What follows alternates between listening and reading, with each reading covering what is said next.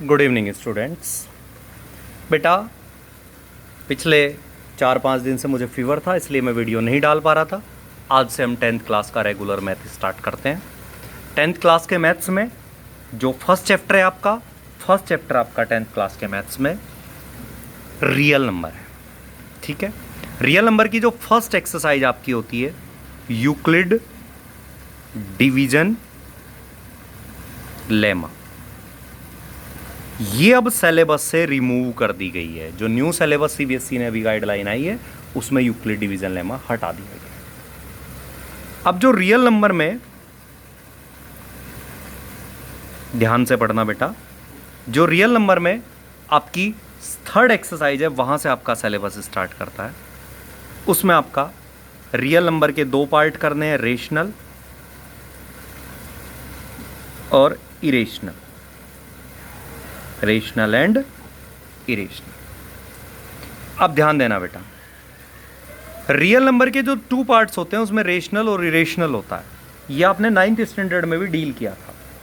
अब फर्क क्या आ गया, चेंज क्या हुआ बेटा? 9th में आपसे जस्टिफाइड नहीं कराया गया था, 10th में आपसे जस्टिफाइड कराया जाएगा कि नंबर रेशनल है या फिर इरेशनल है, नंबर रेशनल है या फिर इरेशनल है।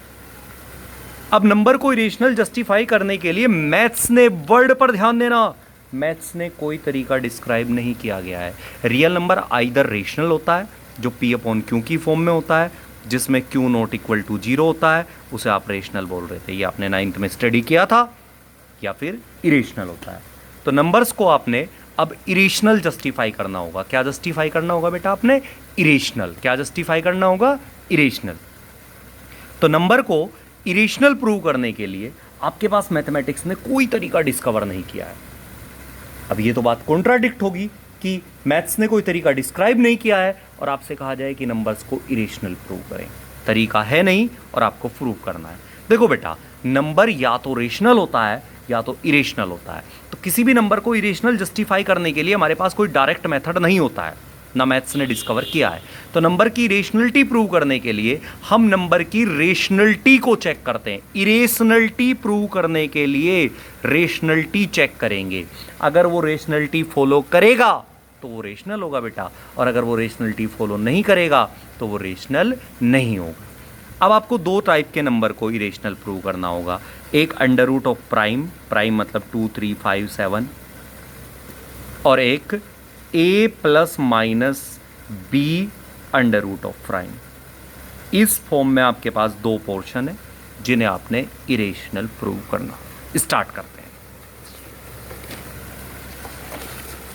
आराम से देखना बेटा। एक क्वेश्चन अगर आपकी समझ में आ गया तो सारे एक जैसे हैं। क्वेश्चन ये है, प्रूव दैट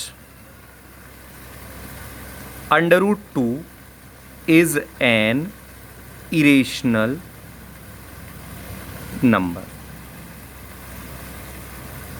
ये आपका, ठीक है, छोटी सी वीडियो है, आराम से देखो। प्रूव करो कि अंडर रूट 2 इरेशनल नंबर है। कौन सा नंबर है? इरेशनल। क्या कहा है? प्रूव करो। अभी मैं कह रहा था मैथ्स ने कोई तरीका डिस्क्राइब ही नहीं किया है जिससे हम ये प्रूव कर दें कि नंबर इरेशनल है, और भाई साहब कह रहे हैं कि आप प्रूव करो। तो ये तो कंट्राडिक्ट हो गया। कंट्राडिक्ट नहीं हुआ है बेटा, नंबर आइदर रेशनल होता है और इरेशनल होता है। तो नंबर की इरेशनलिटी चेक करने के लिए हम उसकी प्रॉपर्टी ऑफ रेशनलिटी चेक करेंगे। अगर वो प्रॉपर्टी ऑफ रेशनलिटी फॉलो करेगा तो वो रेशनल होगा, अदरवाइज वो रेशनल नहीं होगा। अब यहाँ देखो थोड़ा सा आराम से, अब सॉल्यूशन में क्या करेंगे जब भी अंडर रूट ऑफ प्राइम आ जाएगा। Let under root 2 is a rational number. कौन सा नंबर मान लिया आपने इसे? Rational number. In the simplest form a upon B. लिखना चाहो तो लिख दो, नहीं तो जरूरत नहीं है। Where b not equal to 0। बेटा आराम से समझो, जब आपने इसे लिख दिया है रेशनल है तो b 0 होगा ही नहीं, ये तो जर्नल बात है। तो आपने कंसिडर कर लिया है कि अंडर रूट 2 कैसा नंबर है? रेशनल नंबर है, और सिंपलेस्ट फॉर्म में है a upon B. Simplest form याद आया कुछ? थोड़ा सा बता दूं। सिंपलेस्ट फॉर्म मतलब बेटा जब न्यूमरेटर और डिनोमिनेटर का कोई भी कॉमन फैक्टर नहीं होता है, जैसे 4/10 क्या सिंपलेस्ट है? नहीं है। क्योंकि ये डिवाइड हो जाएगा 2 से 4 भी डिवाइड हो जाएगा और 2 से 10 भी। तो सिंपलेस्ट फॉर्म का मतलब होता है जब न्यूमरेटर और डिनोमिनेटर का कोई भी कॉमन फैक्टर नहीं होता, तो उस फॉर्म को क्या बोलते हैं आप? Simplest form. क्या बोलते हैं? Simplest form. तो where b not equal to 0। तो आपने कंसिडर कर लिया कि √2 रेशनल है और वो सिंपलेस्ट फॉर्म में है। सिंपलेस्ट फॉर्म का मतलब है कि आपने कंसिडर कर लिया है कि इसमें न्यूमरेटर और डिनोमिनेटर का कोई भी कॉमन फैक्टर नहीं है। और अगर मैं ये जस्टिफाइड कर दूं कि यहाँ पर न्यूमरेटर और डिनोमिनेटर का कॉमन फैक्टर है, तो इसका मतलब ये प्रॉपर्टी ऑफ रेशनल फॉलो नहीं करेगा। और अगर ये प्रॉपर्टी ऑफ रेशनल फॉलो नहीं करेगा तो ऑब्वियस है बेटा, जब ये रेशनल नहीं होगा तो ये अपने आप कैसा हो जाएगा? इरेशनल। कैसा हो जाएगा? इरेशनल। तो आप क्या करेंगे? दैट इज, इसका मतलब √2 इक्वल टू a/b हो जाएगा और स्क्वायरिंग कर दें अगर आप दोनों तरफ से, 2 इक्वल टू a²/b² हो जाएगा ना बेटा? आराम से देखो, हो जाना चाहिए। हो गया? चल क्रॉस मल्टीप्लाई कर दें तो a² इक्वल टू 2 × b² हो गया। ठीक है बच्चे, यहाँ थोड़ा ध्यान देना। 10 इक्वल टू 2 × 5 सही है ना? हाँ जी। इसका मतलब क्या है? इसका मतलब है कि 10 को अगर हम 2 से डिवाइड करते हैं तो 5 एज अ क्वोशिएंट आता है। ये है ना इसका मीनिंग? मीनिंग तो यही होना चाहिए इसका। तो ऐसे ही यहाँ पर मैंने क्या लिखा है, क्या राइट आउट किया है यहाँ पर? a² equal to 2 × b²। बेटा क्या ये इंडिकेट नहीं कर रहा है कि 2 डिवाइड करता है a² को? कर रहा है ना इंडिकेट। तो आप लिखिए दैट इज 2 डिवाइड्स a²। अब 9th में अगर आपको याद हो तो आपने एक फंडामेंटल थ्योरम पढ़ी थी अर्थमेटिक के लिए। क्या होती है फंडामेंटल थ्योरम ऑफ अर्थमेटिक? बेटा फंडामेंटल थ्योरम ऑफ अर्थमेटिक ये कहता है कि किसी भी नंबर की nth पावर तक प्राइम फैक्टर यूनिक होते हैं। नहीं समझ आया? मेरी भी नहीं आया, आराम से देखते हैं। देखो बेटा 10 का प्राइम फैक्टर क्या है? 2 और 5। अगर मैं 10 की पावर 2 कर दूं तो 2 ट्वाइस आ जाएगा और 5 ट्वाइस आ जाएगा। 10 की पावर 3 कर दूं तो 2 3 टाइम आ जाएगा और 5 3 टाइम आ जाएगा। 10 की किसी भी पावर में अगर मैं प्राइम फैक्टर करूंगा तो 2 और 5 आएगा। 3 10 की पावर का प्राइम फैक्टर नहीं होगा। 7 10 की किसी भी पावर का प्राइम फैक्टर नहीं होगा। यही फंडामेंटल थ्योरम ऑफ अर्थमेटिक है। मतलब अगर 10 की पावर 10 का प्राइम फैक्टर आपसे पूछे तो 2 और 5 ही होंगे, क्योंकि 10 के प्राइम फैक्टर 2 और 5 है। जैसे 15 का प्राइम फैक्टर 3 और 5 है तो 15 की पावर 2 का फैक्टर भी 3 और 5 ही होगा प्राइम में, वो ट्वाइस आ जाएंगे।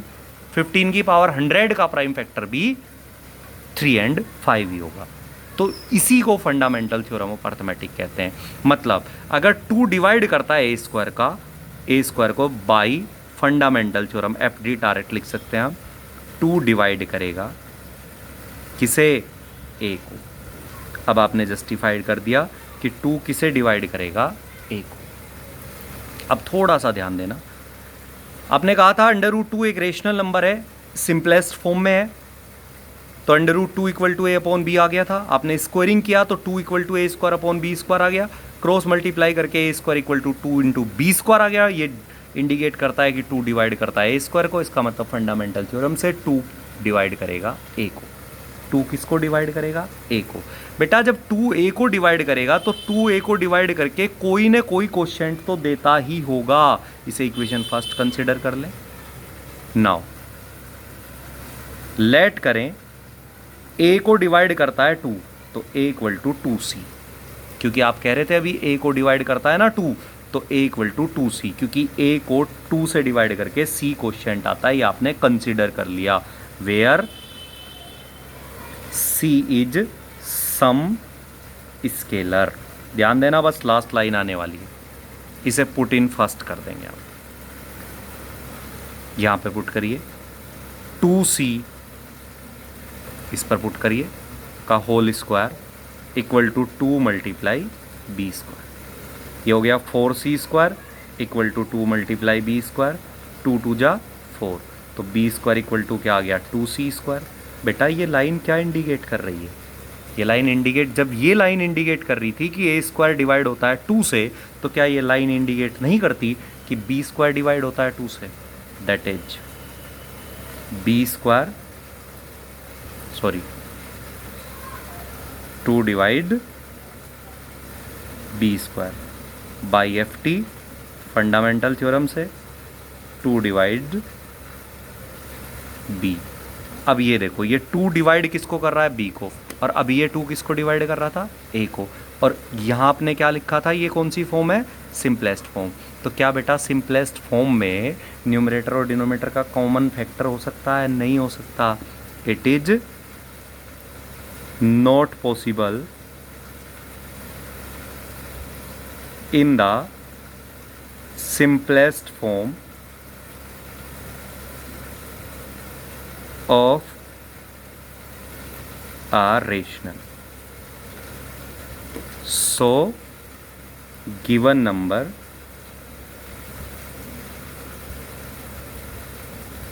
be irrational. कैसा नंबर हो गया ये, irrational। एक और करते हैं बेटा, नेक्स्ट। आपको कहा गया है प्रूव दैट √5 कुछ भी हो सकता है बेटा, √3, √7, √11, अंडर में कोई भी प्राइम नंबर हो सकता है, इज एन इरेशनल नंबर। कौन सा नंबर है, इरेशनल। ठीक है, solution, let √5 is a rational number. अब मैं जल्दी जल्दी कर रहा हूं, in the simplest form of a upon b where b not equal to 0। क्या चेंज हुआ, कुछ भी चेंज नहीं हुआ, बस यहाँ √2 था, अब √5 आ गया। दैट इज √5 इक्वल टू क्या हो जाएगा, a अपॉन b। और करके अगर हम स्क्वायरिंग कर देंगे इसका, तो बेटा क्या आ जाएगा, 5 equal to a square upon b square. अगर आप क्रॉस मल्टीप्लाई कर देंगे तो a square equal to 5 multiply b square हो जाएगा ना। अब एक बात बताइए, इसका मतलब ये नहीं है क्या कि 5 डिवाइड करता है किसको, इक्वेशन फर्स्ट कंसिडर कर लें, ए स्क्वायर को। दैट इज 5 डिवाइड किसे, ए स्क्वायर को, by F T fundamental theorem से 5 डिवाइड किसे करेगा, ए को। लेट कर लें अब आप, 5 किसको डिवाइड करता है, ए को, तो डिवाइड करके कोई ना कोई क्वेश्चन तो आता होगा, a equal to 5c, where c is some scalar. इसे पुट इन फर्स्ट कर दें आप, खत्म हो गया क्वेश्चन। कंफर्म आएगा बोर्ड में, ध्यान रखना बेटा। फर्स्ट ये थी ए स्क्वायर का मतलब 5c का whole square equal to 5b square, 25c square equal to 5b square, ये आ गया b square equal to 5c square. बेटा ये लाइन क्या इंडिकेट कर रही है, दैट इज, इसका मतलब क्या हुआ कि 5 डिवाइड करता है किसे, b स्क्वायर को, by F T fundamental theorem से 5 डिवाइड किसे करेगा बेटा, b को। अब कह रहे हैं आप b को डिवाइड करता है 5, अभी आप कह रहे थे 5 डिवाइड करता है a को, तो फिर वही लिख देंगे, it is not possible in the simplest form of a rational number, so it is an irrational. अब आप कल तक ये बना के देखिए, √3, √7, √11, इनमें से एक बोर्ड में कंपलसरी आता है। बाय बेटा, आज छोटी वीडियो डाल रहा हूँ क्योंकि आज से स्टार्ट कर रहा हूँ, कल फिर वीडियो आएगी। अब आप रेगुलर पढ़ते रहें।